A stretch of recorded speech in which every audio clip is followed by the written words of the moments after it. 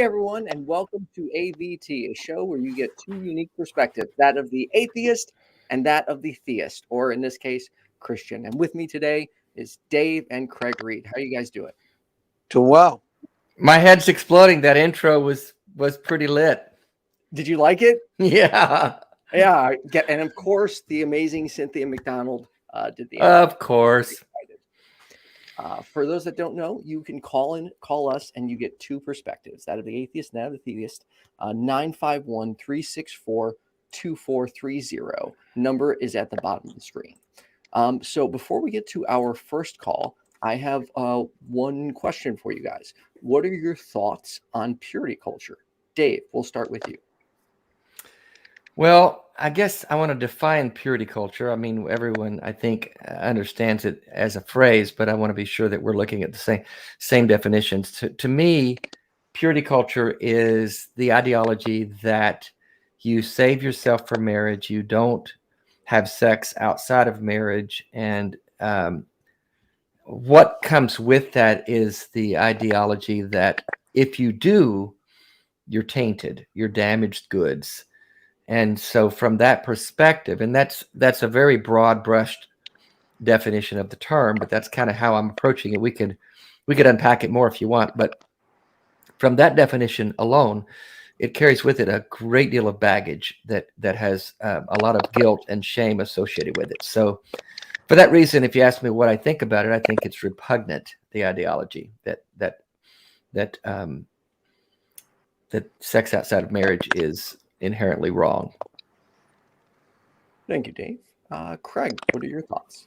Well, interestingly enough, Dave was a Christian for like 30 years. He probably knows more or experienced more purity culture than I did, because I was not raised Christian. I was nominally Catholic, and I was not purity cultured at all. So I was very worldly and very my main claim to fame was, being out partying with my friends, and probably my main agenda in those years was, of course, trying to get over like almost everybody else.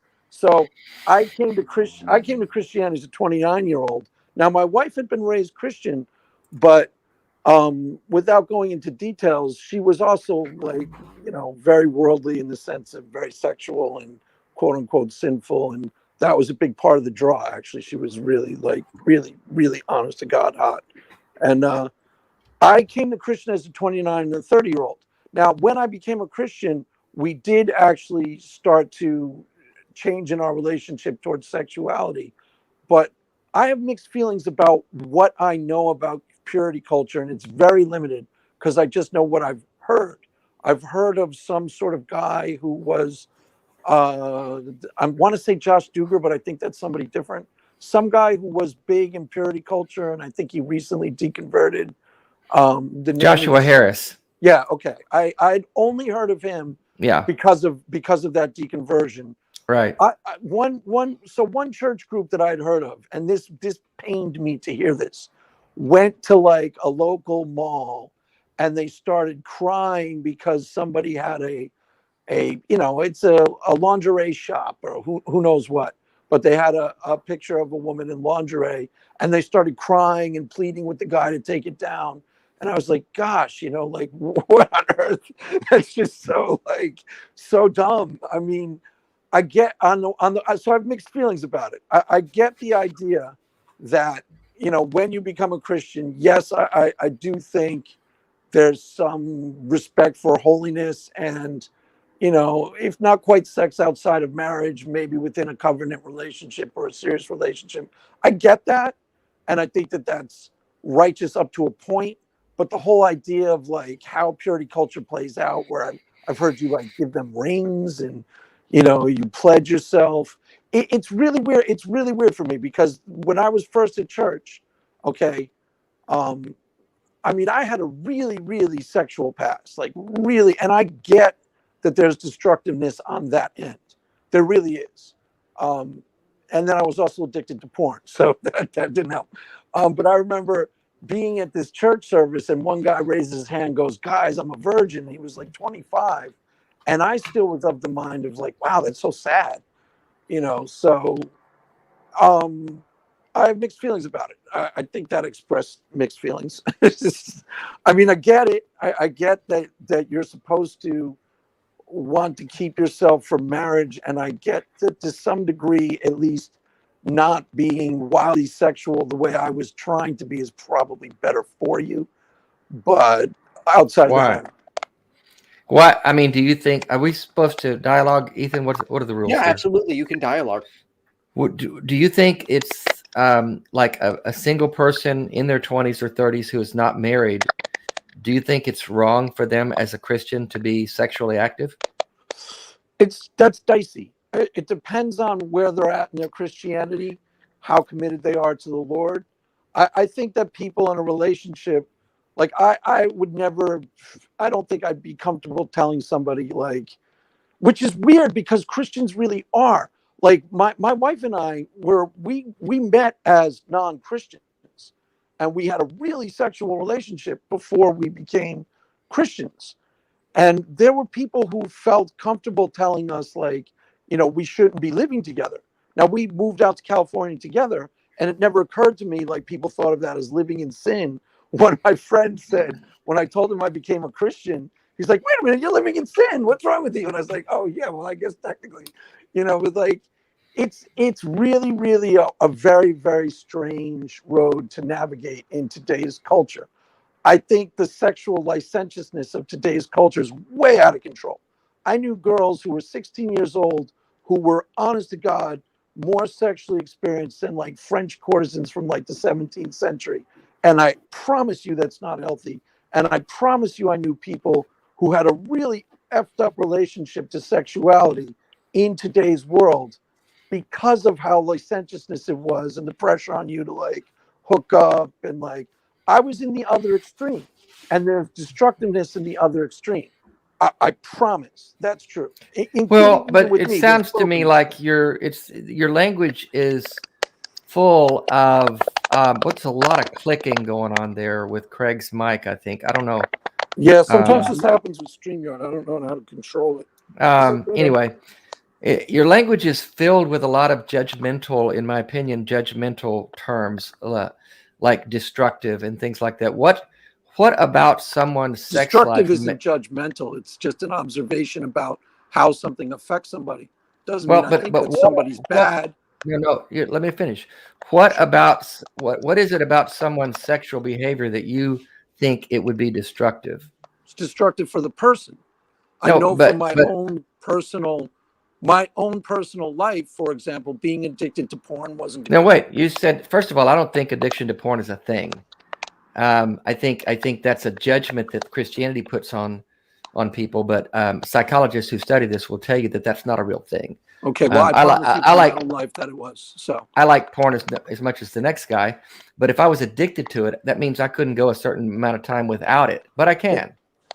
And so the idea of being addicted to something means that it changes your behavior and changes the nature of who you are. So I don't think that's a thing. That's just, and Dr. Darrell Ray, who's a psychologist who's studied sexual behavior in these areas, would agree that he doesn't think sexual addiction is an actual thing. I think it's a term that Christians like to put out there to try to control people's sexuality. Okay, well, it really is. I was watching porn maybe 3 hours a day, and I would want to stop and couldn't.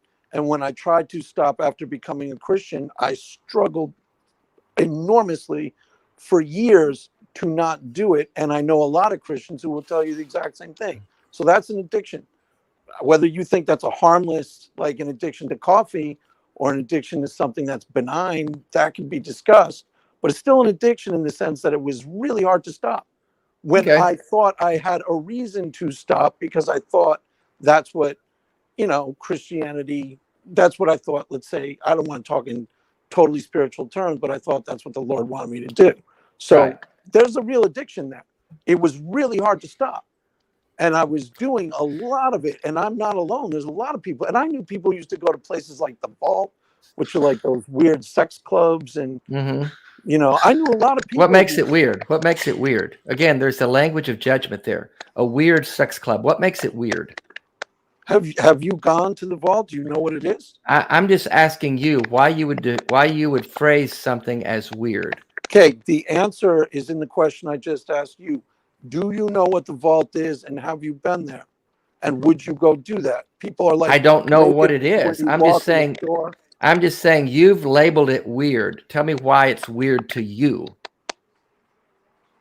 It's implicit in what goes on at the place. I don't even think you would feel comfortable. Tell me what goes on. I'm asking you if you know. Do you know? Yes or I've no? never been there. You've been there. You know what it is. I Tell me haven't what been it there. is. Okay, The you vault happen to is know one of what those, it like, is. sex Tell me what type- it is. The vault is one of those like sex type S&N clubs in the city where people like go, you walk in the door, there are people having sex right in front of you. You get blown by the waitress, you hang And- out in this place. And if the people who go there are okay with that and they're consenting to that, why is it weird or wrong? This isn't really if you think that everything that somebody consents to is by definition healthy and okay, that's a really long conversation. But You're the one labeling it unhealthy and weird. Yeah, I'm not. unhealthy You is are. fine. You've made a judgment call on someone else's sexual behavior. Why do you think you have a right to do that? It's unhealthy, and I'm not. Based on what? Based on what? But you think that that's a healthy way? I'm asking you. You've called it unhealthy. How is it unhealthy? Based upon what standard is someone else's sexual behavior unhealthy? It's like asking me, why is it unhealthy to go to McDonald's? Because there's a, even if you don't think that. No, it's not. That's not a fair comparison at all. All right. Well, this is putting junk food in your body is one thing. Having sexual activity with a partner where both of you feel like it's something you want to partake in. Why do you think you have the right to call that? About. That wasn't what I was talking about. I was talking about a place called the Vault where you go and you partake with multiple partners and you don't know these people at all. And the judgment I'm using, unhealthy, isn't really all that outlandish. And it based upon really what? Me being I know really a lot of people who would. I know a lot of people who would call that normal. I know a lot of people who call that normal sexual behavior that they enjoy. Good. And you've labeled it unhealthy, and you've labeled it weird. Yeah. Okay. Those are judgments on your part. Right. And what gives you the right to judge other people's sex lives? Wasn't really doing that, dude. I'm not being all that judgmental. You're kind of being. You've called it weird and unhealthy. That sounds very judgmental to me. I retract the label then. Okay. Okay. Great. All right. Good. So Thank you. Then let's move on, and we'll get to our first caller. Awesome. So we got Joe. He is a theist from Virginia. Would like to present his evidence to God to both of you. Okay. He has 5 evidences. I don't know if we get to all 5. Craig, when you're not speaking, are you able to mute just because we keep getting a clicking noise? I can try, but it's hard to navigate that because. Okay. All right. I'll try to. Is there any? Okay. The thing I love is every time it clicks, Elvis's circle pops, and I love that. Elvis is on fire. And I've got, thank you. I got cookies for the $20 super chat because Ethan knows how to throw a party. Okay, Joe, you are on with Dave and Craig. What do you got for us? What's up, Ethan? How are you? Good. How about yourself, Joe? Good. Hey, Craig. What's up? How you doing, Dave? Hey, Joe. Good to have you, man. Hey, Joe. Doing well. Yeah, Craig, I just recently discovered you from this show, so I didn't really know who you were before, but I just watched a bunch of your channel, a bunch of stuff you on your channel, so it was nice getting to see some of your stuff. So, yeah, so you guys were getting after it pretty good there. But, so I was a former agnostic growing up, and I never really thought about God very much and didn't think it was important. Then I just started about 5 or 6 years ago. I started really trying to examine the evidences for what, whether God existed or not. And so I was just wondering what would be evidences for, what was your evidence? I know a lot of yours was personal experience, Craig, and I know, Dave, you were a former theist and now you're an atheist. So what would be evidence for you, Dave? Evidence for God? Yeah, what would that look like? I think I would have to say I don't have any. Otherwise, I would be a theist. I used to believe in God based upon my personal experience and anecdotal evidence from people around me, like my brother, who kind of led me to the Lord, and other people back in the Jesus movement. We're going way back here. So I came into the Lord as a young man who was very vulnerable and impressionable, and jumped onto that Christian bandwagon, if you will. I don't mean that in a disparaging way, but just got on with evangelicalism and lived that way for the next 3.5 decades until I began actually late in life to examine the evidence or lack thereof, and came to the conclusion that there wasn't sufficient evidence to justify believing in a supernatural deity. So I discarded that belief, and that's when I came to the conclusion that I was an atheist. That answer your question? All right. Yeah. How about you? Okay. Greg? I know yours was a lot on personal experience. Yeah. Well, so what's the question exactly? What evidence brought you to believe that God exists? Well, with me, I went actually to a church right down the street. I was trying to, my wife invited me to this meeting with this kind of like prophet guy. I don't remember his name.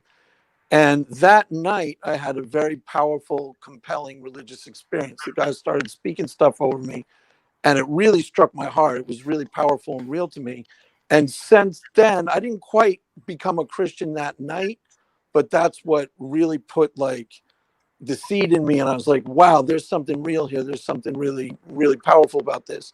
And then, you know, from that moment on, I started attending that church, and you know, it's been a process, but the basic gist of what actually made me a Christian was a religious experience that I thought was really compelling and real. So it wasn't argumentation or apologetics or any of the stuff that I now participate in. It wasn't that.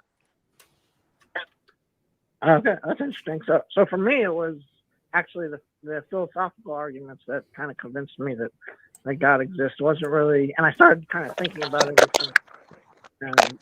So can I give you some of my reasons, and maybe you guys can talk about them and see what you guys think?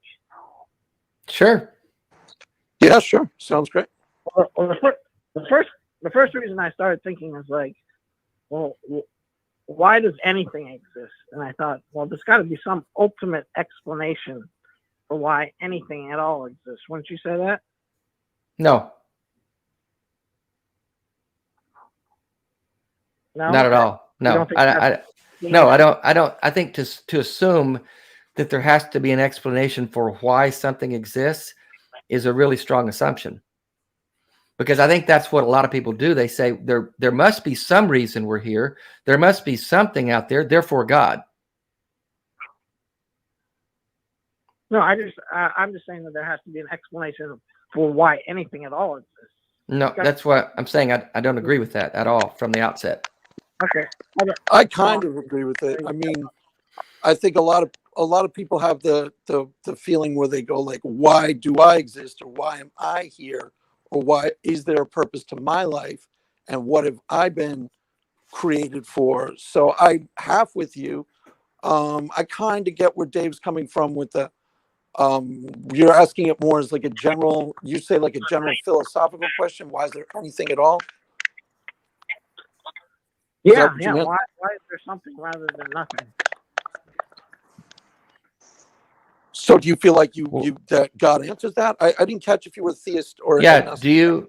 Do you? I mean, what is your answer? What is your answer for that, Joe? If you think there has to be a reason for the fact that anything exists at all. Okay. Well, here's my reasoning. Okay. Well, I say, well, you know, we're here and we know why. We go, what caused this and what caused this and what caused this, and we can't go back infinitely and go, you know, just go back forever and ever. We have to eventually stop at something, and there must be an ultimate explanation why anything exists. Well, again, I think that's a conclusion you're jumping to. Go ahead. I'm sorry. Have you heard of the terms contingent and necessary? That's like a lot of the philosophers use that. Yeah, I was going to say you were almost on a formal argument for God with the contingent and necessary being, but I guess that's where you're actually going. So I'll just let you go. Go ahead and extrapolate that. Yeah. Okay, I'll put it in an argument of form if you want. So there can't be an infinite regression of contingent things. Basically, we can't say this caused this, this caused this, this caused this. We can't go back infinitely to just without some first cause. So there must be logically something necessary, something that can't philosophers like to say it cannot not exist. So for me, that was big evidence for me that I don't think it's logical to think that you could go back infinitely into the past. And so that's why I came to believe that there's something necessary that must exist. Okay, well, if that's the conclusion you came to, what do you believe that is? What do I believe it is? I believe God exists. I believe Which God? I a lot of William Lane Craig. Which God? Which God? Whatever you want to call it, whatever you want to name it, I believe there's a timeless, spaceless, immaterial entity that exists that, whatever you want to call it, Bill or Tom, but that's what I believe started everything. Well, let's call it the flying spaghetti monster. Let's go with that. Are you okay with that? I love that. You just have to give it its attributes are it's a timeless, spaceless, immaterial spaghetti monster. Okay, I've got my pasta hat. Why does it have to be timeless and spaceless and all those things? Who gave it those attributes? Well, that would go to a different argument, and I guess I know, Craig, you're not a fan of William Lane Craig or the Kalam. I'm not crazy about the Kalam in terms of argument for God. The one that you're actually bringing up, the contingency argument, I do like, and I think it has value to it. And there was a really good video with Aaron Ra when he's on Thought Adventure podcast, who are the Muslims who did a really well presented, cogent version of this argument. I'm not a big fan of the Kalam, but you do you, man. Yeah, you're doing well. So go do your thing. If you can convince him using the Kalam, more power to you. I'm on your side. If you can't, I never thought the Kalam was all that compelling. But let's see if there's this timeless, spaceless deity that formed everything or caused everything, who formed or caused it? That's like asking what caused the first cause. No, I don't think it is. I think like saying, huh? I don't think it is. I think you're saying that there's this entity, this timeless, spaceless entity that we can call God of whatever kind, but where did they come from? God would be eternal. Why? How come he gets a pass on being created? Well, that's the point. We need to stop at something, and then we'll just go back. No, we don't. We don't. Why do you say that? Because you don't understand infinity. Why do you say it can't exist? What number comes before infinity? I don't know. I'm not a mathematician or an astrologer, but because I don't understand it doesn't mean it can't be. What you're doing is arguing from incredulity, saying that because we can't understand it, it must be God. And I venture to say it's the God. I venture to say it's the God you believe in. I'm taking a wild guess here. There's no number that comes before infinity, Dave. Am I right in saying that it's the God? This God is the one you happen to believe in. Are you a Christian? I got baptized about 5 or 6 years ago. I grew up in a Jewish family, but my parents were atheists. Can I ask you an interesting question? Did you become, because you're trying to lay down the Kalam and did you become a Christian based off of arguments? Because that'd be interesting. There was Dave. I don't know, Ethan, if you're allowed to talk, but wasn't there just a Muslim who got converted because of the Kalam argument? And that was kind of like, I forget, he was like a very well-known atheist, empirical atheist or something. Yeah. Did you are become a Christian because of the arguments? Is my question to you? Because that'd be really interesting if that were true. I didn't think that that was a possible thing, but if it happened to you, tell us. Is that what happened? Well, yeah, I started examining all these different arguments, and I came to the conclusion that God exists. And then I really didn't know anything about Christianity, really. And then I started listening to the evidence for the resurrection and stuff like that, and that's why I got baptized. So, yeah, and so that's the main reason the philosophical arguments and me just reasoning myself about everything. Yeah, I came to the conclusion that God exists. Yeah. I mean, that's pretty cool because I honestly didn't think that apologetics could work that way. Like some of the objections that Dave Warnock raised to like the Kalam and the contingency, I empathize with because I think the objections are to the Kalam. I think that the objections he'll probably raise are going to be valid. I usually side with the atheists. Like which one? Which ones? Well, let's hear what. Are you telling us the Kalam? Are you going to tell us it? Go for it if you are, because I'd like to hear your thoughts on it. Okay, well, it's pretty simple argument. It's so basic, whatever begins to exist has a cause. The universe began to exist. The universe has a cause. Well, again, that gives a pass to God. That gives a pass to the creator of the universe, because everyone who uses that kalam, including William Craig, I'm not a big fan. Yeah, so yeah, I know his name. I started to insert a swear word there, but I don't want to disrespect anyone. And I'm trying to keep Ethan's show a little cleaner than mine. But but he always gives a pass to the originator of he says everything has to have a creator except God. And no one has ever given me a legitimate excuse for why God gets a pass on having been created. He just always was, is the only answer. Okay, now I'll go for it. No, he didn't say creator. He said everything that begins to exist has a cause.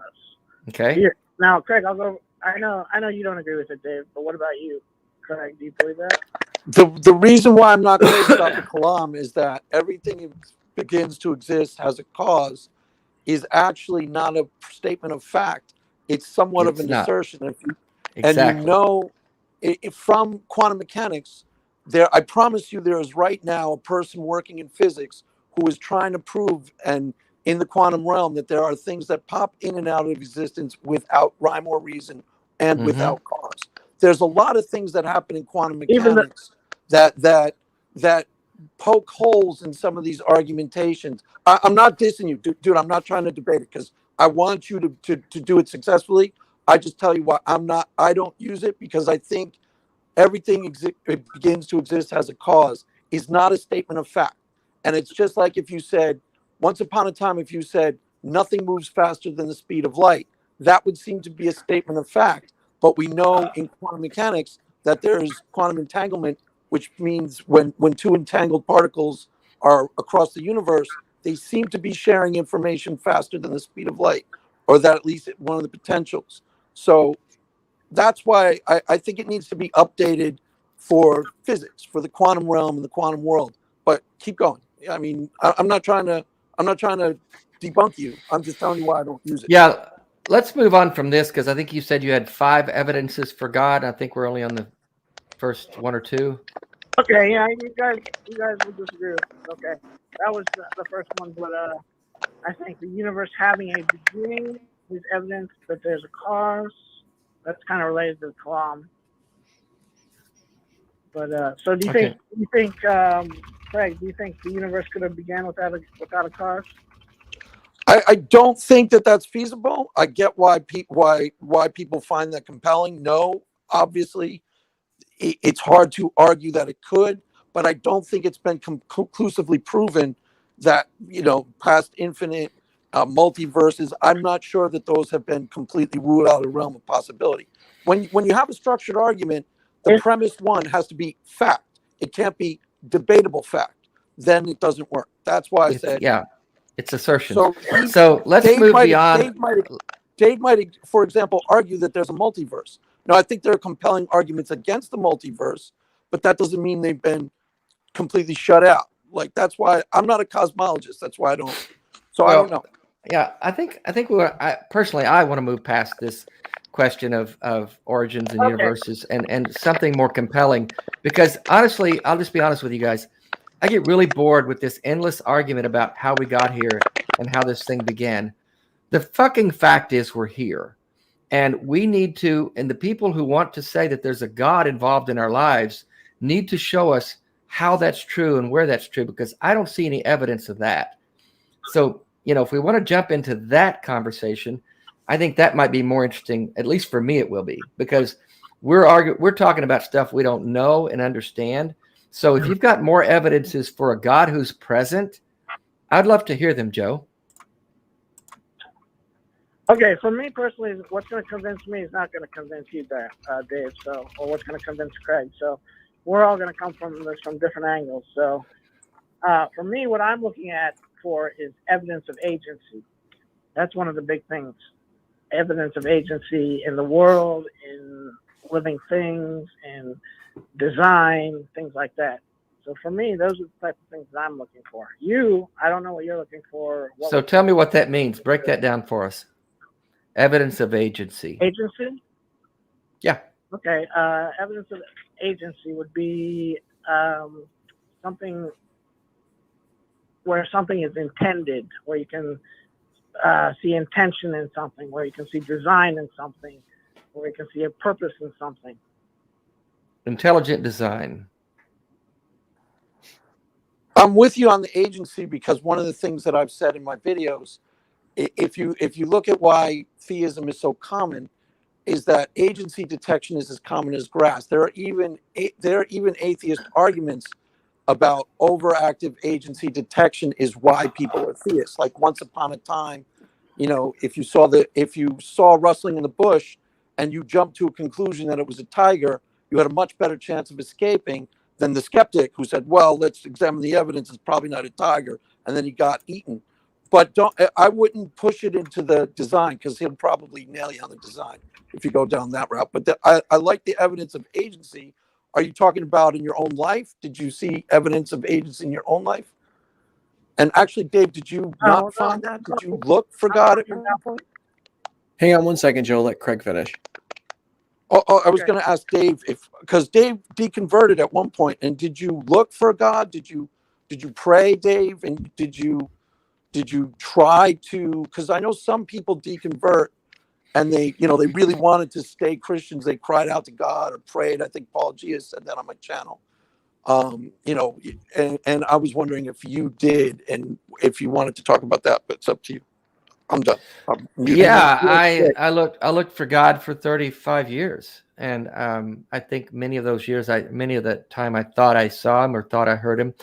I came to the inescapable conclusion late in life that I'd been having a one-way relationship with this person, deity that wasn't there. The conversations were one way. The relationship was one way. And I had to come to the conclusion when I examined the evidence in my life and the evidence around me, this God never showed up. This God that was promised in Scripture to answer prayer and to be present and to be all loving and all knowing continued to not show up. And at the end of the day, I got tired of making excuses for God's poor behavior.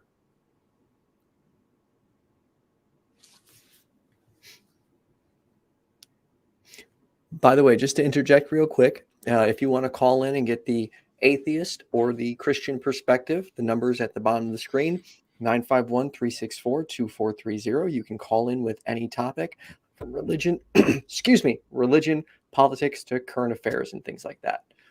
Joe, go ahead. Oh, okay. All right. Well, it seems like Craig is the only thing that convinced you is your experience. You don't think about anything else besides your own personal experience, and look at like orderly nature, the beauty, existence. I look at those things, but those aren't things that I'm trying to develop like my own line of argumentation that would convince somebody. I'm not really trying to convince myself. So I've looked at all the philosophical arguments and stuff like that. So I'm with you. I'm just you know, I'm trying to take it from the atheist point of view. What would be compelling to someone who does not share my beliefs, and how can I translate what I believe into a way that is personally compelling to somebody who doesn't share it? But yeah, you know, a lot of the stuff you're with, I did studies on the Kalam, and I looked through a lot of good videos on the contingency argument. We were talking about presup arguments and stuff like that. I've gone through a lot of it, and all of it.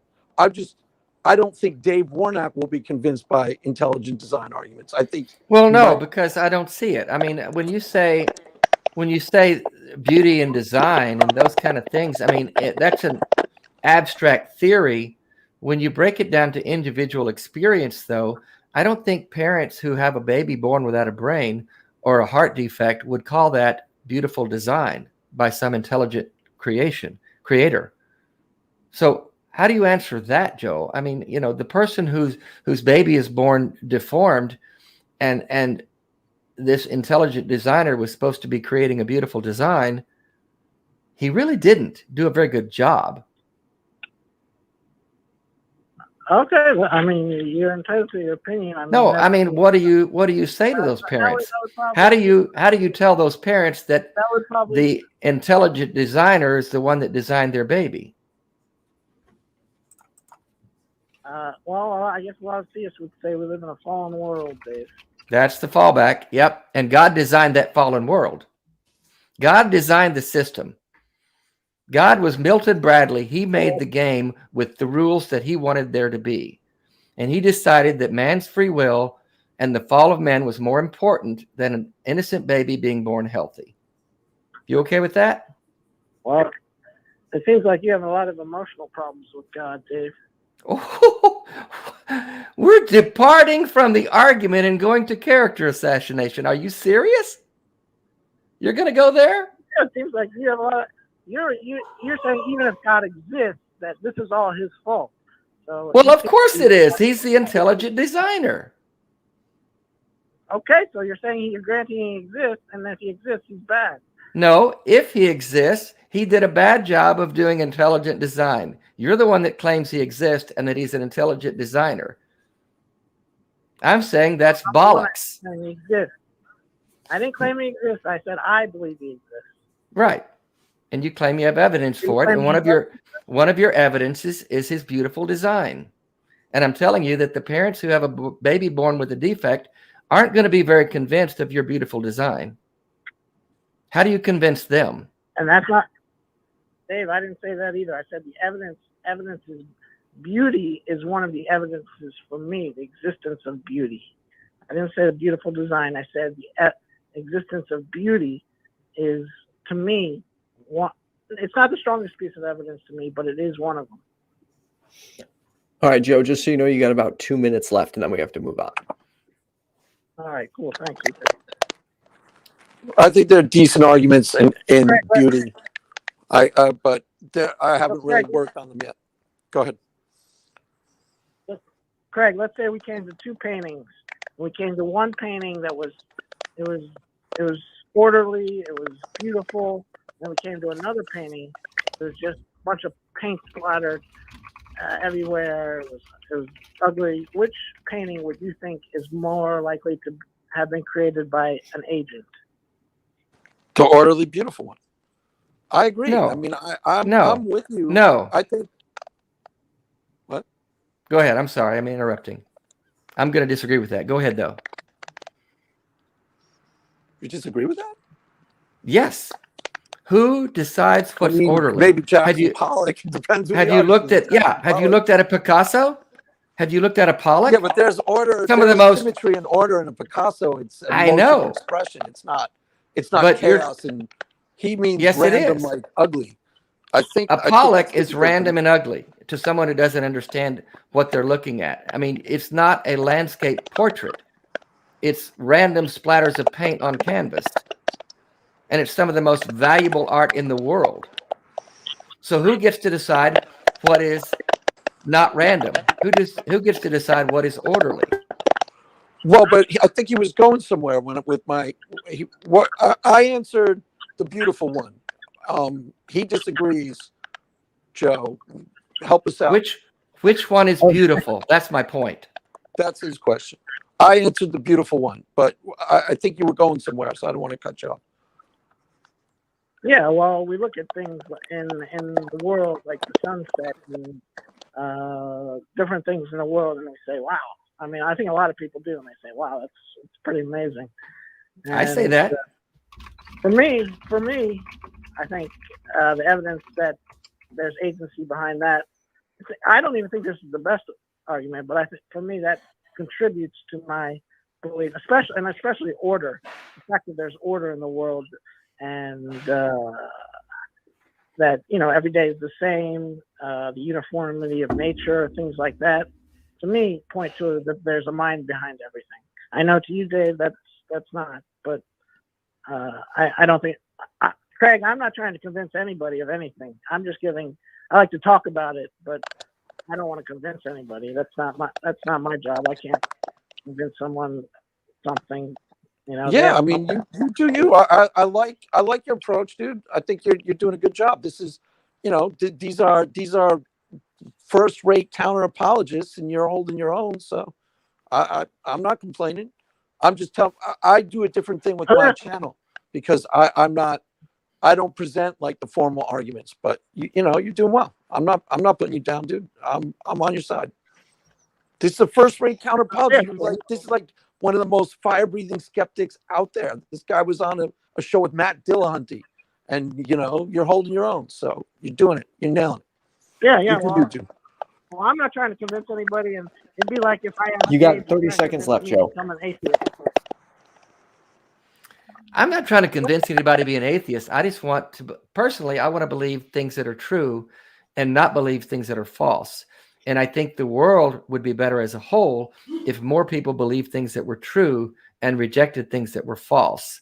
Because we see in the recent political stuff in America how bad things can go when a great number of people believe things that just aren't true. So it's important, not just that I believe something that makes me feel good or something I want to believe. It's important that things are true. That's what I think. All right, Joe, do you have anything you want to add to that as quickly as possible? And then we got to let you go. Sure, yeah. Well, we obviously believe different things are true. I believe what I think is true, and you believe what you think is true. So we're trying to figure out the truth. And for me, I'm pretty sure, at least by me, that in my head, I'm pretty sure what I believe is correct, and I'm sure you feel the same way. So I appreciate the conversation with you guys. Thanks a lot, Craig and Dave. Thanks, Joe. Thanks, Joe. Good work, man. All right, buddy. All right, have a good one, Joe. Thank you. All right, super chat question from Ameet Mathew for Craig Reed. Question for Craig. Would you say that abstinence / preserving virginity until marriage is virtuous? I don't necessarily know. I doubt, even if I were a Christian and I were like 20 years old, if I were in a relationship, I doubt that I would do it myself. So, I mean, you could make a case for it based on you're trying to walk holy with the Lord, but a lot of this depends on how strong is your commitment? I'm mixed on that. So maybe. How's that? Maybe. All right. In some circumstances, it could be virtuous, but I can't be a hypocrite. For myself, it's a lot easier to become a Christian when you're 29 years old and you're married, because the temptations of everything is you're done with that. You're a settled person. You want a peaceful life at home, praying. It fits your lifestyle a lot better. I mean, it's hard for me to say because I was really a wild guy when I was 21, 22 years old. I mean, so that's the challenge. I think is I don't know how preachers. I don't know. I'm mixed on that. So I'm a big maybe on the virtuous thing. Thank you, Craig. Super chat from Asexual Atheist said payday equals sport. Thank you. All right. If you have any questions and you want to give us a call for either the atheist or Christian co-hosts, 951-364-2430. Next question. What is your opinion on and how do you approach presuppositional apologetics? Craig, we'll start with you. I know you talked about this. Yeah, that was an interesting conversation we were having right before this started. So the presupposition, there's a couple of different things. There's stuff that a lot of people listening won't know. It has the worst reputation of the apologetics out there, and that has a lot to do with Darth Dawkins and the way that the presuppers act in this space, because a lot of the presuppers in this space use it as a cudgel. There is a really decent philosophical argument. The best presup arguments I've seen, I've said this on my channel, and I've analyzed their arguments on my channel. There was a debate with Tyler Vila and Matt Dillahunty. That was probably the best I've ever seen anybody do in a debate on the theist side for an argument for God, period. And there was a debate with Jay Dyer and Matt Dillahunty. Same thing. They both thought they did better than they did. I'm not saying that they proved God, but there's a solid line of argumentation in terms of the philosophical arguments that gets a really bad reputation because people like Darth Dawkins use it as a cudgel. So he would just be hammering you or Dave. He just turns it around, tries to flip it, and then he runs a script. So he'll start saying like, Dave, how do you know anything? And then he starts trying to prove to you by cornering you that God is the presupposition of all foundation of knowledge or for all foundation of coherent thought. Now, there's some really, really flawed argumentation in there. Obviously, Dave Warnock is an atheist, and obviously he knows stuff without any sort of, philosophical grounding or even, so there's a nonsensical line of argumentation buried in there. But if you go back to Kant and like the idea, the actual structured arguments are a little bit better than people give them credit for. I think they've been ruined by the people who practice them in this particular space and how they do it. That's what I would say overall. That's my analysis of it overall. I think there's value in the approach, but it's been tarnished by, Ethan, you've seen Darth, really bad reputation. Forget Darth and the bad take on it. What is you say there's value in the approach of precept. What is the value that you see? God, it's hard to explain right off the cuff. The idea that there is kind of similar to what I was talking about on my channel with the metaphysics of math. When you talk about math, you only got three options. You're either a mathematical Platonist or realist, or a mathematical fictionalist, or a nominalist. A nominalist is kind of in between. Most physicists will tell you that they are Platonist or mathematical realists. Now that implies that there is already some form of transcendent, immaterial, invisible, not entity, it's not a God per se, but the reason why there are people who don't think mathematical truths exist, abstract objects exist, because they have no spatial temporal locality. You can't see, touch, taste, and smell them, and they're immaterial and they're invisible. Now, if you're a mathematical Platonist, which someone like there's the famous physicist Sir Roger Penrose was in a debate with William Lane Craig. Now, Sir Roger Penrose is an atheist or an agnostic, but he's a mathematical Platonist, and his beliefs are almost identical to mine in terms of his value of science, his value of physics. And then William Lane Craig starts trying to run arguments for him where he tries to prove God. But as far as I'm concerned, the guy's on the same page because you're already kind of there. I don't know if that made sense at all, Dave. Well, if it didn't, I apologize. I'm trying to just wing this. I don't know if there's a lot of circling words here, but how does any of this prove God? Well, I offered right at the beginning, it does not. What it then does. What's the point? Well, you should be exploring truth and philosophical truths in general, just for their own value. You said you want to believe things that are true. That's one of the things you offered in this discussion. So you should, you don't have to if you're not a philosopher, but if you're interested in philosophy, you should be interested in the philosophy of math. When you're interested in the philosophy of math, you only got three options. the mathematical Platonist is the one chosen by most physicists because it's the one that makes most sense. It puts you already in theist-friendly territory because it's not, you can still be an atheist in the sense of like, I don't believe in God, but it's not, I mean, I've explained this on my channel in depth. Okay, let me just break it down because I'm not a philosopher. I'm not a mathematician. I don't understand any of this stuff, just to be honest with you. When we're talking about, when the conversation is about whether there's a God or not, again, that conversation goes off the rails pretty quickly, in my opinion, when we get lost in the nuances of this proof and that proof and these arguments and those arguments. If we don't come back to the definition of that God, who/what is that God?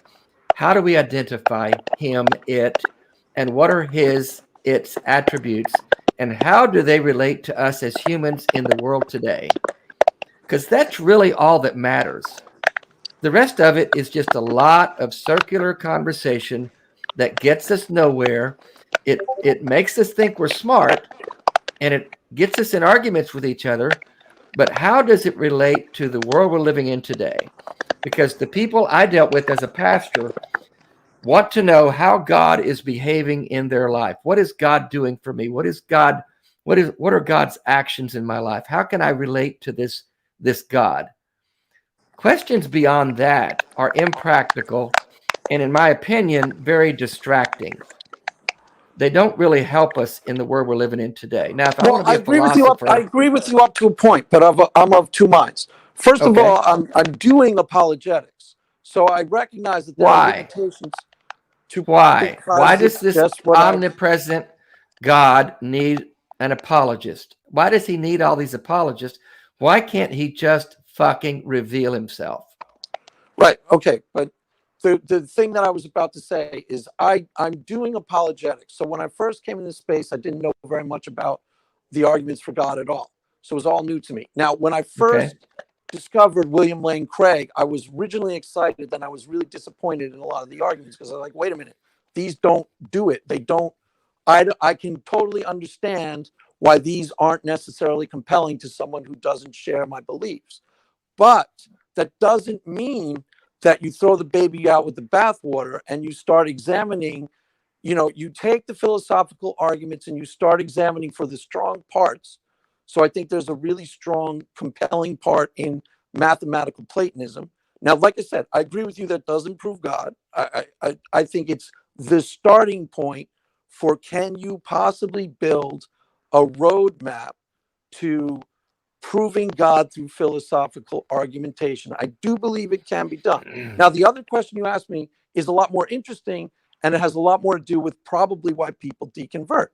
And in the real world, when people go to church, they don't know these arguments at all, and they don't care at all. What a lot of people, a part of probably what's going on with a lot of deconversions is, where's God in my life, and why isn't God here with me? And if God is real, how come I can't feel him? And how can I can't access him? Now, that's a totally different thing. And that's a lot more complicated. And ultimately, I agree with you, that's a lot more to the point. So I would agree with you on that. Did that make sense? Well, yeah, I think it's more than that, though. I think it's not just personal experience, like where was God in my life, but where has God been throughout history? Where is God when people are suffering needlessly? And I know the fallback answer is what Joe gave us: because of original sin, the fall of man, there's wickedness and evil in the world because Adam and Eve sinned. And from there, we inherit the sinful nature and people do awful things. My point to that is always going to come back to God made the rules. If we're talking about the God of the Bible, which is the only conversation I can have because it's the only thing I knew. But if we're talking about that God who's supposed to be present in the world, and the scriptures are full of his promises to be involved with his creation, and yet throughout history, we don't see that happening. The miracles happen way back when, but when cameras and video cameras are around, they quit happening. Funny about that. So this God who's supposed to be present and active and advocating for his people just flat doesn't. That's the reason people deconvert, not because God didn't give me the parking place I asked for. That's definitely one reason why people deconvert. Like I remember John Steingrad, you guys probably know, was a reason like it was a Christian singer and he deconverted. Right. One of the big things that he talked about is he went to Africa, and I mean apparently because he never watched TV, and he started seeing the suffering that takes place there firsthand.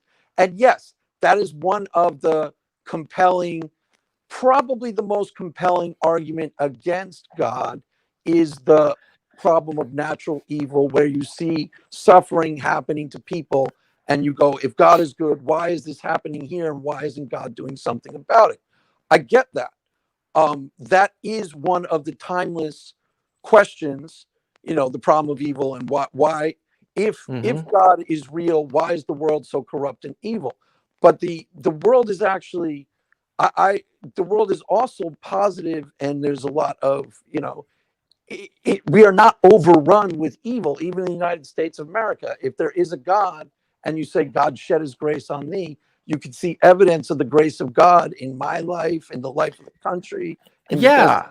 Yeah. It's not overrun with evil, but try explaining that to the young girl who got raped and called out for God's hand and he didn't show up. So she was raped and killed and buried in the woods.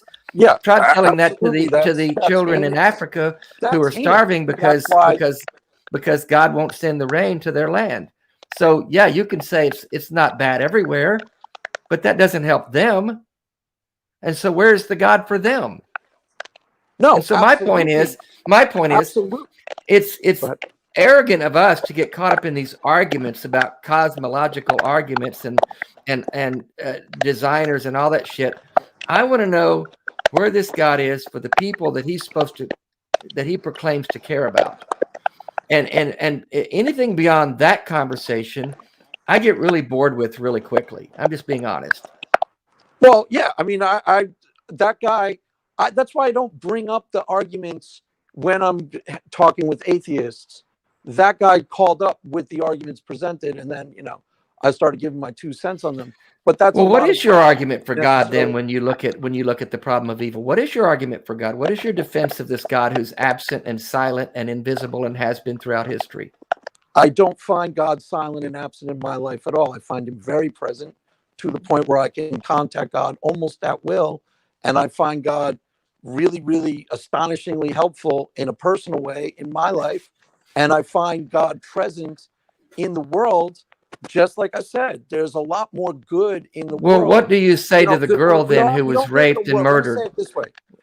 When you talked, you talk about a world as if it's overrun with evil and terrible, as if I can't walk down the street. I'm not saying that. You're missing my point. Either you're missing my point or you're dodging my point. The point is this.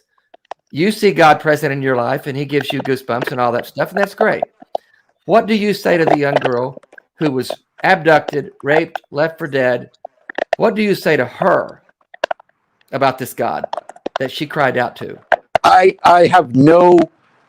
The Bible's pretty clear about this, that this is an evil world, and this isn't the world as God intended. Why not? What I say to that person, you asked me 2 different questions. Let me finish what you asked me. What I would say to that girl, and I've said this on my channel when talking about real evil, you know, if someone's in a cancer ward, if someone is a victim of the Holocaust, if someone has been raped, I would never begrudge in any way, shape, or form that person being, you know, hating God or thinking God is totally unjust, sticking their middle finger in God's face. I've even been there myself prior to me becoming a Christian, where things were so, you know, where things were so dark in parts of my life that I couldn't even. I would never begrudge somebody that type of pain and saying, you personally, you should love God, because maybe that person has really darn good reason to think that God is evil and unjust and hateful. I just don't personally believe that God is at all. I think that the person who was the victim of the crime, the rape victim, I think that person will be treated kindly in forever.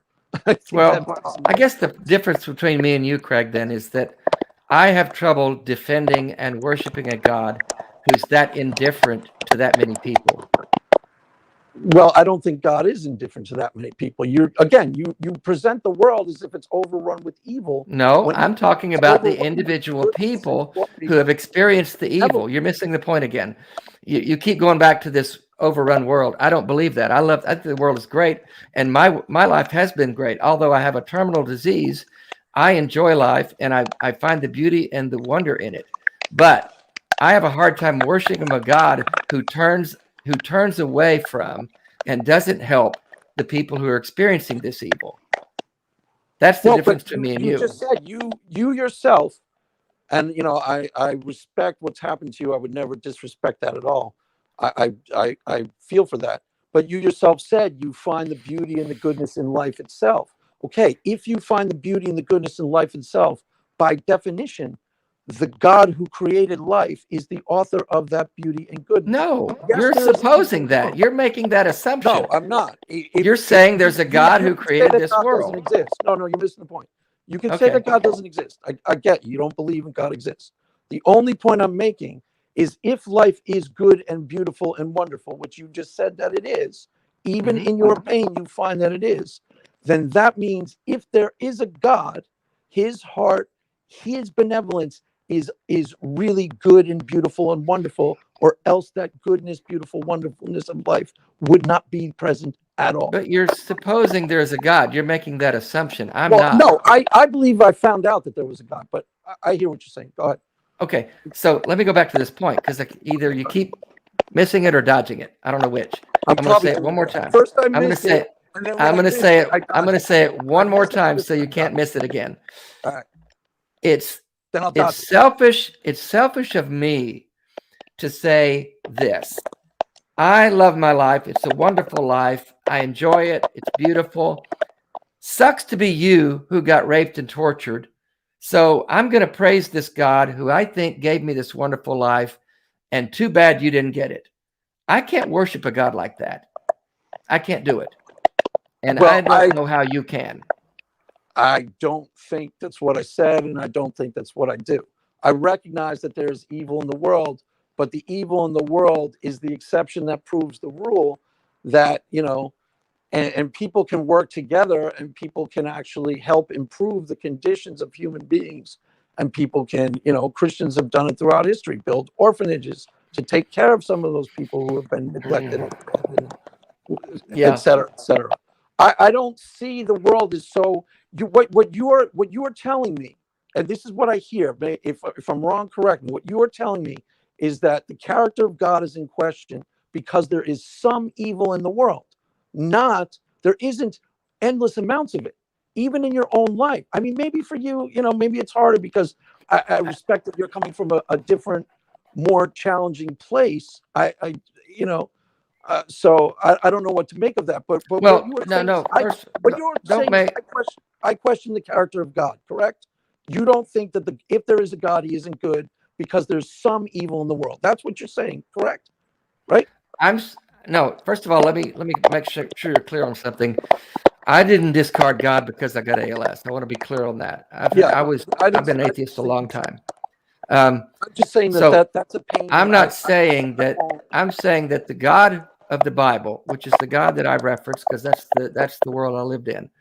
The God of the Bible claims to be present and active and involved in his creation, answers prayer, all those things.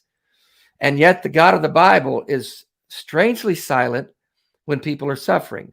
Like the example of children growing up in the countries who don't have water, and simply having water could provide them healthy food, but God doesn't see fit to rain on those lands.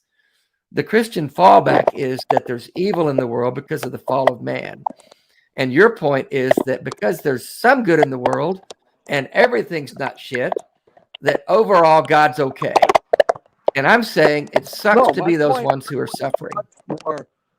I don't think there's some good in the world. I think life is profoundly good, and the good far overwhelms the evil. Not for some of the people in a forsaken land where they have not necessarily in that person's life, but what's God doing for them, though? That's my point. Well, why is God not helping them? Because there is some governance and stewardship of life that humans are supposed to have taken care of. Like, it's up to us while we're here on this world to care about that and go out and do stuff about that and right those wrongs and, you know, solve those injustices. Let me ask you this, Joe. Let me ask you this, Craig. Do you think the God that you serve, do you think he sees everything? Yeah. So omniscient, or okay. Yes. Omniscient is all-knowing. Omnipresent is ever-present. So he's everywhere, seeing and knowing everything all the time. So he's aware that right now, today in Michigan, tonight in Michigan, this is a hypothetical. There's a young girl who's been abducted from her neighborhood and is being tortured and raped in the basement of a house, and will 2 or 3 days from now be left dead in the woods. And she's 8 years old. And God is seeing that. Here's the difference between me and this God of yours. If I was aware of that, I would do everything in my power. I would break that door down. I would flail my ALS-ridden spaghetti arms against that rapist, and I would stop that shit right fucking now. And your God, but the rapist is doing the deed that you are somehow saying God is responsible for. The rapist is raping the girl. God, in order to stop that rapist, would have to, you know, just kill him on the spot or do some sort of. Yeah. And you know what? God did that. He struck down, in the Bible, he struck down many people for many reasons. He struck down people for gathering sticks on the Sabbath. So he can strike down people when he wants to. And you think that God should be intervening in every condition where there is evil. But then when does that? I was giving you one example, one hypothetical example. Why couldn't God strike down that man and keep him from raping that girl and killing her and keeping her from growing up to be a wonderful human being? He can strike down people for picking up sticks on the Sabbath. Right. The other thing that you are presupposing is that there are things like you're presupposing that in the book of Job, which is the book of suffering, okay, there's basically an answer in the book of Job. God allowed all these terrible ordeals to befall Job. He causes them. He didn't allow them. He caused them. Right. Whatever. The point is not whatever. You can't dodge that. He didn't just allow it. He made a bet with Satan. He said, consider my servant Job. That's semantics. Okay. Whatever means I'm not dodging. I'm trying to go somewhere with what I'm talking about. Okay, go ahead. That's like standard issue, like anti-theist malarkey, you know, like whatever means whatever. In the book of Job, you're asking a real important question about the nature of suffering in this world. And the book of Job tries to take that on firsthand. That whether God caused the suffering or allowed the suffering is not the point I was trying to make. So in this conversation, so whatever. I mean, we can talk about that later, but okay. So I do have an audience question whenever you guys are done. Okay. Oh yeah. Okay. There are two answers that, to me, when I was going through very similar, I wasn't raped. Okay.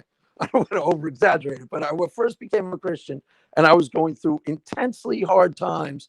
And I was like, why is everything falling apart? This is supposed to turn good and everything is turning to hell. And what is going on in my life? There are three answers in there. Though he kill me, yet will I trust in him, which you'll never accept as an atheist, I get. But you hear that as a Christian, and it makes sense. Then he says, go this far to the devil, to evil in this world. Go this far, but no further. This has a beginning, middle, and an end. Yes, that girl is suffering an ordeal, and no, I don't want that to happen.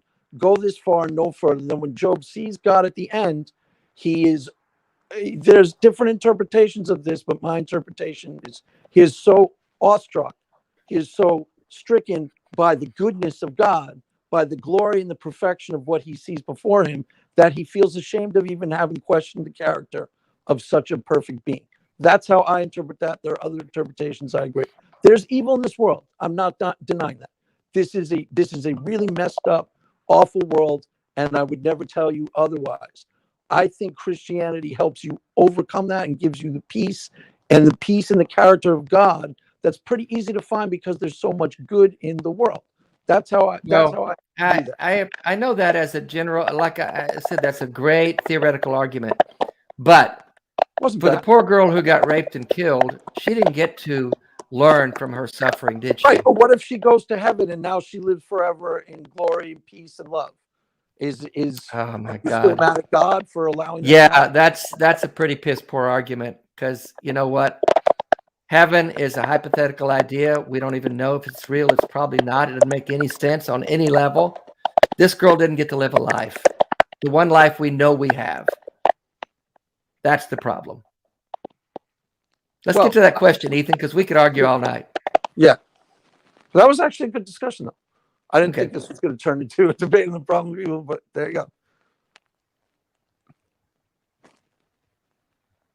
Hello, am I still connected? Oh, we got a question here.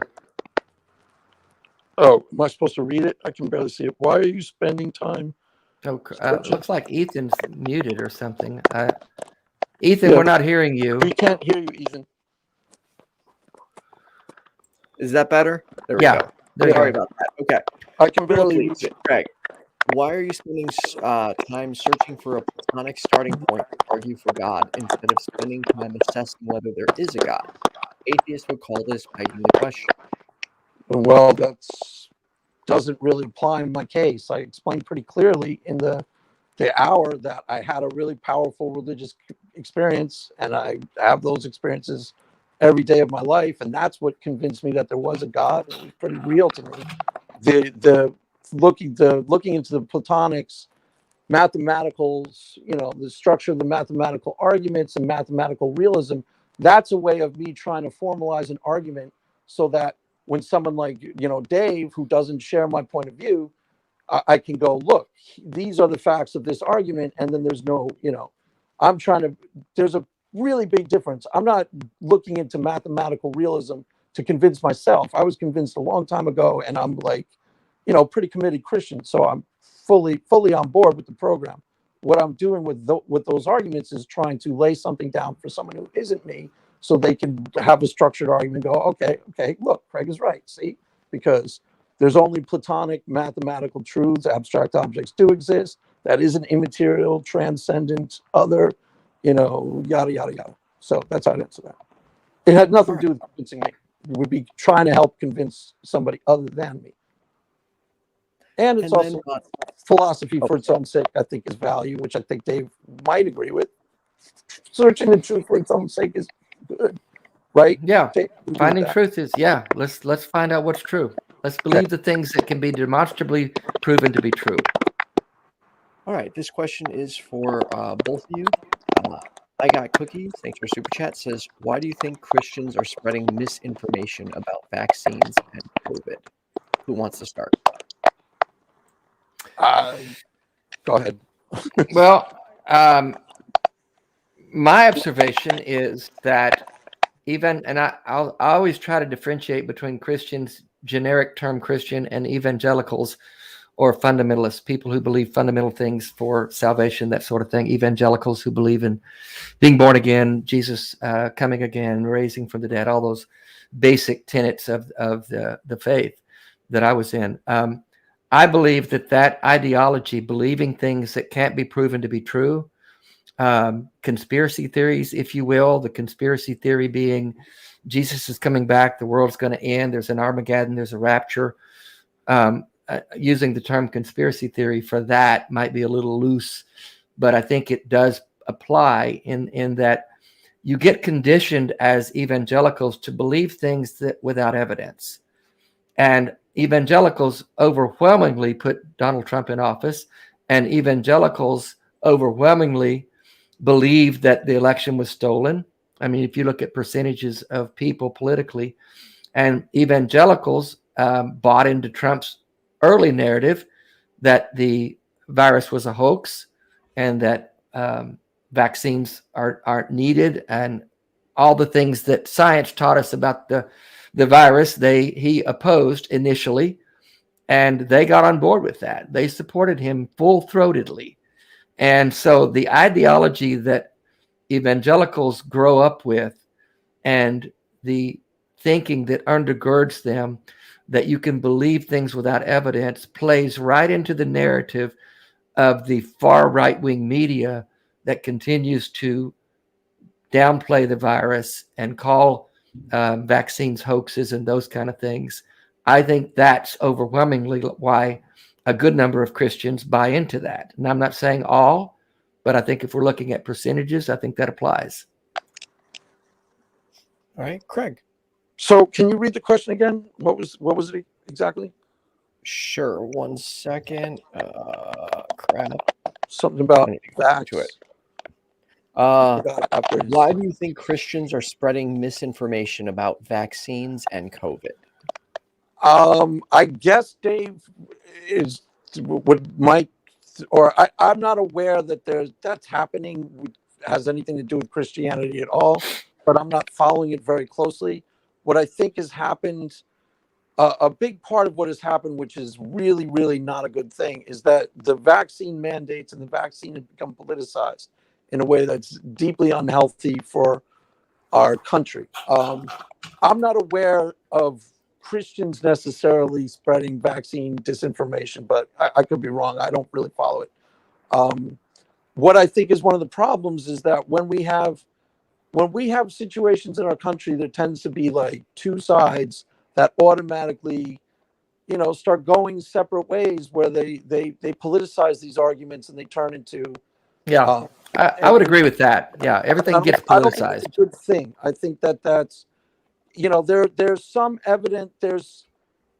I don't think that's a good thing. I don't think that helps anybody. Once upon a time, maybe I'm over romanticizing this, but I think we are a lot less partisan in our politics, and we could come to some national consensus on things without. Go ahead. Yeah, I agree with you on that, Craig. Things are worse than ever have been politically, and everything has the polar opposites. I do think, and I'll go back to this, I do think that Trump created a lot of that. It wasn't as bad before him. And I'm going to lay the blame at the evangelicals. 81% of evangelicals voted for him and continue to support him. Trump exploited it, and he exacerbated it to some degree because of his personality. But a big part of it is that the two sides are in different echo chambers. And unlike what we're doing now, which is, I applaud Ethan for doing this. Okay, you're having a Christian on the show, so there's automatically, I have atheists on my channel all the time, like some of the big ones, like Apologetics, Seth Andrews, Shannon Q, and I would just interview them. I wasn't trying to debunk them, and some Christians didn't like it because automatically what happens is you tend to you see the other person's point of view. You tend to humanize the other side, and you go, okay, I get it. I don't agree with Drew, but he's a nice kid, and Shannon's a charming person. I don't necessarily agree with her about where she stands on God. And that used to happen in our country with left and right, and it doesn't anymore. We're at each other's throats. And Trump definitely made it worse, but I don't think Biden was elected to help heal that. He said, I want to be a unifier. And so far, there's no evidence that he's actually really trying. I really think that needs to happen. And maybe it has to come from us.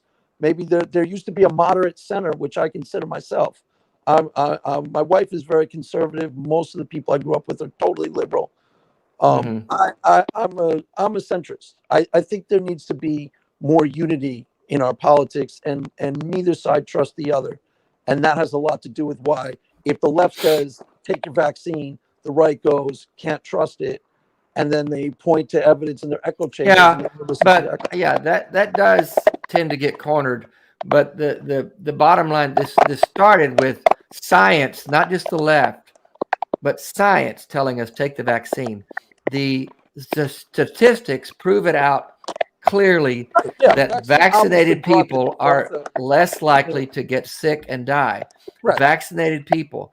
And if you look at the percentages of people who are anti-vax, a large percentage of those people, that group of people, are going to be evangelicals. I think that is Right, but without once question. you politicize the argument, then all bets are off because No, there's still things that are true. That's when you have to get back to what's true. You know how information and who you get your sources from and what you highlight can really distort a narrative. Remember when So you don't believe believe the statistics about vaccinations? No, I sickness? understand that vaccinations bring down the COVID rates. I'm not. Okay, that is what is true, regardless of whether you're a Democrat or Republican, blue or red. That is what is true. Right. And when anti-vaxxers argue against that, on the red side doesn't trust the information when it comes from the media makes a lot of sense to me, and I get that. I understand where that's coming from to a lot degree, and I also agree that Trump made it worse. The only thing I'm saying is that needs to stop. There needs to be national consensus, and we need to be able to reach. We need to be able to reach across the aisles and have a conversation that transcends the left-right divide. That's the only thing I'll say. So I think that's what needs to happen. But other than that, we're mostly on the same page with this, I think. Awesome. All right. Thanks for doing this, guys. So, Craig, what do you got going on your channel, and where can everyone check you out at? My channel is Craig Ray TCR. I'll put out a video this week. I don't have anything coming up where I'm going to interview anybody. I have a lot of interviews of some of the cool atheists.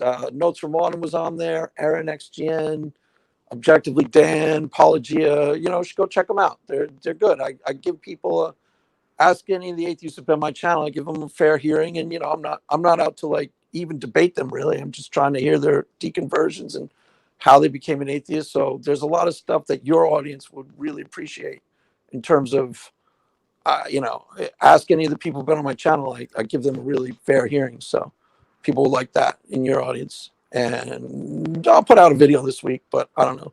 I don't know what it'll be on COVID. I have no idea.